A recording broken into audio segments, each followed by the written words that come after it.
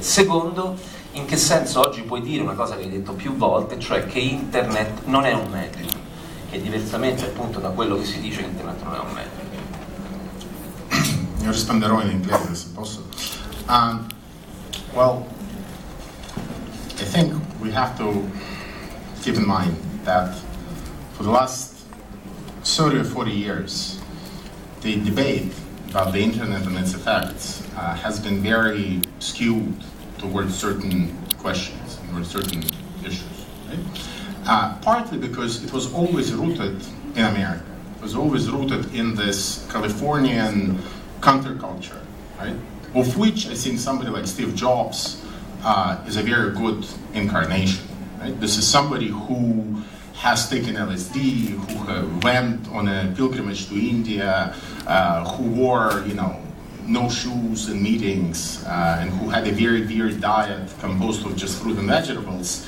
And people like that, who then formed multi-billion-dollar companies, somehow became the cultural and intellectual focus of most of our discussions, disregarding the fact that even behind companies like Apple stood giant military-industrial complex of the Pentagon. The reason why that money was flowing to Apple had to do with the Cold War. There was a very big political economy, so to say, behind many of those platforms. All of those questions kind of got lost as we focused on the exciting figure of the countercultural hero that's taking on monopolists like IBM and others, which the likes of Microsoft and Apple were in fact taking on.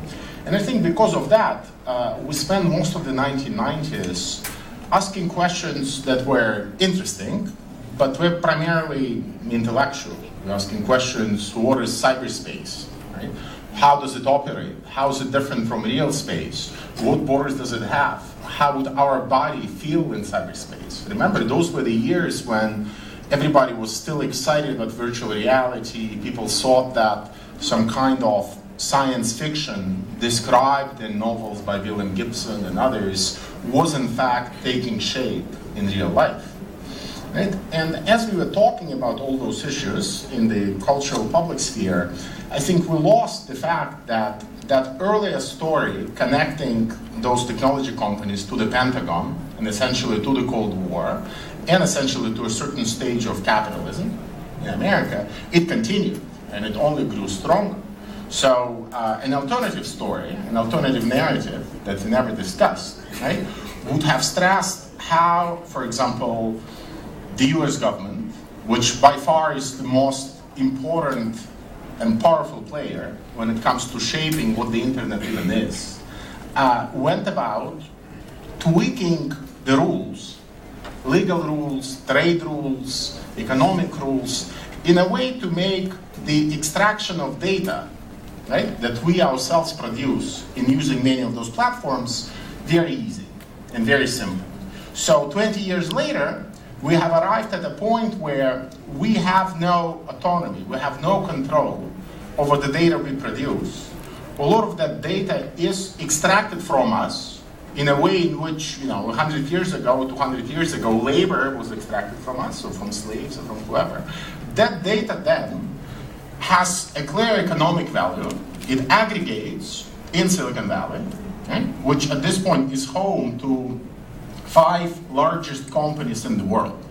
Right? If you look at the list of top 10 firms in the world by market capitalization, which means that if you look at their share price and the number of shares that they have, 10 years ago, just one company in that list of top 10 was a technology company.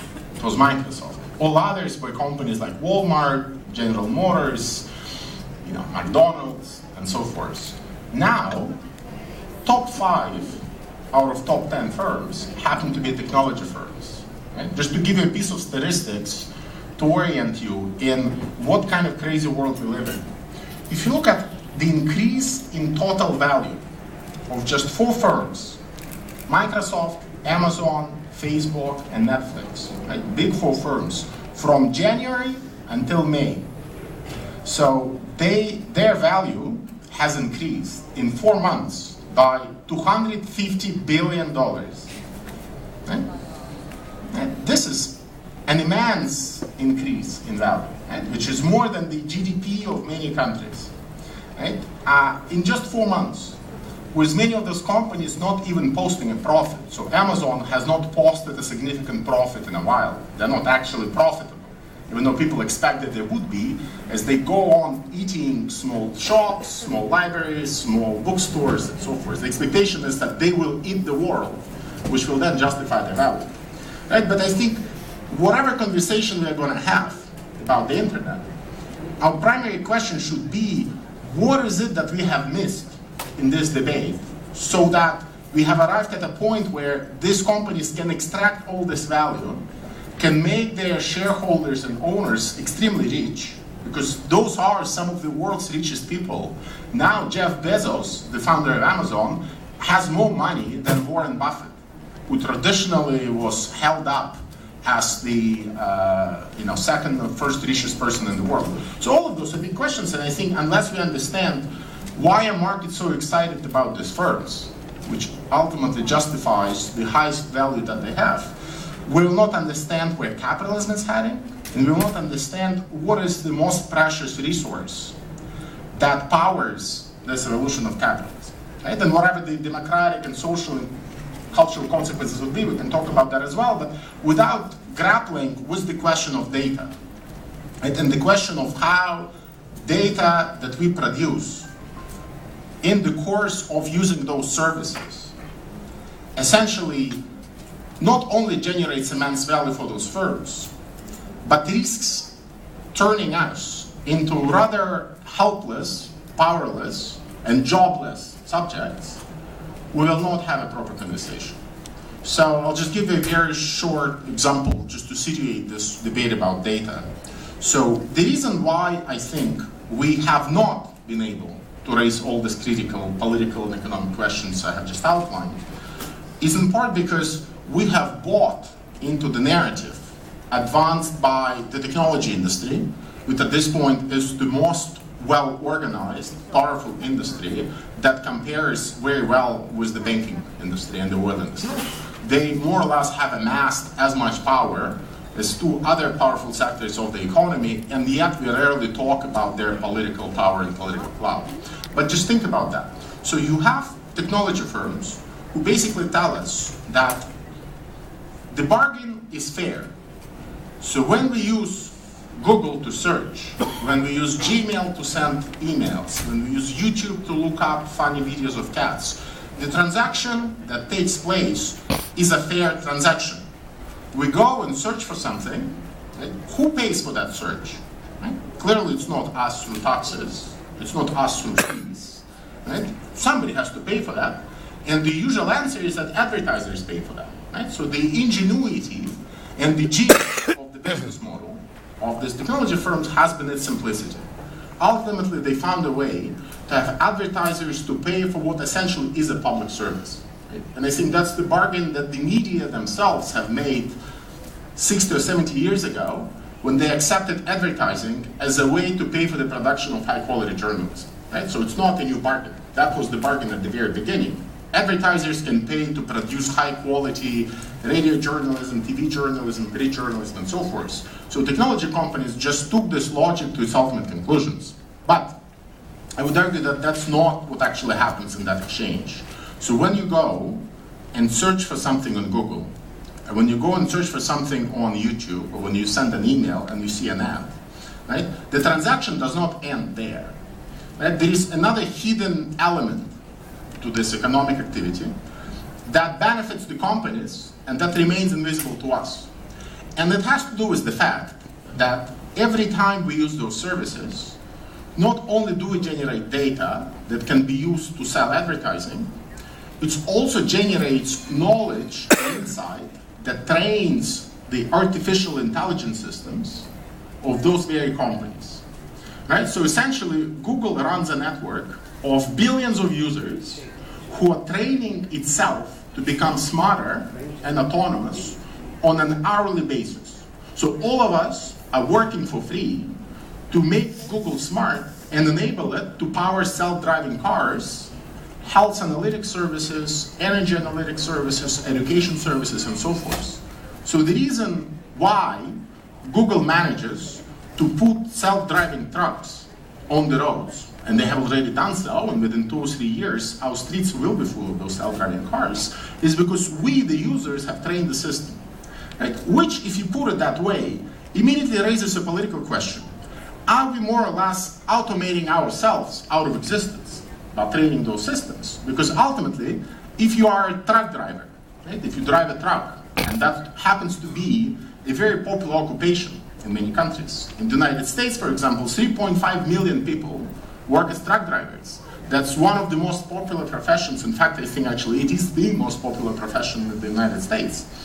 Once Google manages to automate trucks and truck driving, which will be in a year or two, all those people who have trained in systems will find themselves unemployed, right? Which will then, of course, raise a lot of other questions. What do we do about them? How do we help them? But the reality, I think, stares us in the face. And it's that the global technological, economic, and financial infrastructure and architecture that has emerged on top of what we thought to be this innocent countercultural internet is essentially a very powerful, extremely harsh, and extremely well-organized tool for extracting value from us without sharing the goods, leading to extreme inequality, and then having the secondary effects that everybody is now obsessed about. You know, fake news, rise of populism, rise of fascism. I mean, all of those are very important phenomena and important problems. But I think we are doing ourselves a great disservice and a great disfavor in thinking that the causes of those events and phenomena have nothing to do with the structural transformation of our society and structural transformation of our economy that's driven by digitalization. You cannot have a discussion about fake news without actually invoking the elephant in the room. And the elephant in the room there is digital capitalism. It's not Russia. As much as, you know, easy kind of shallow, low-hanging fruit editorials would like to put the blame on Russia, Russia is a peripheral actor in the production of fake news. Right? The real analytical power force there is the restructuring of the public sphere in accordance with the logic of digital capitalism. If you do not confront that, the game is lost. And I can argue you can look at many other dimensions of society, not just media, not just fake news, and see a similar debate happening. And unfortunately, the ideological and hegemonic and discursive power of technology firms, Silicon Valley, if you will, is so strong. And it has penetrated Europe a while ago, and it has penetrated its youngest, some might say most promising leaders so deeply that ultimately, we're not just talking about America anymore, right? I will assure you that the most ardent promoter of Silicon Valley values and norms in the coming few years will be Emmanuel Macron in France, right? Because ultimately this is what the political class in Europe now can do. I mean, the only remaining way out that has not yet been tested and that has not yet failed is in fact digital technology. Right? And this is where I think we have to be much more careful. I'm more than happy to explain it in detail if you want. But ultimately we have to understand that the reason why technology firms have risen so fast and so aggressively and so quickly in the space of the last 10 years must have something to do with the overall economic and financial and political crisis that our own countries have been going through.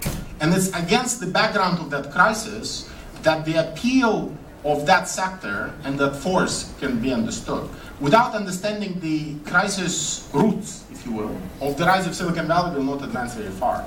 Right? So only by understanding the collapse of trust in established politics, in established economic forces, in social actors in general, whether it's trade unions or some other forces, can you understand why somebody like Mark Zuckerberg or Elon Musk or Jeff Bezos can be seen as ultimate saviors who can come in, leave the ideologies behind, and in a highly cold and technocratic manner can resolve all of the problems that are haunting us. Essentially, of course, it's a mirage. It's not based in any kind of sustained ideological or political analysis.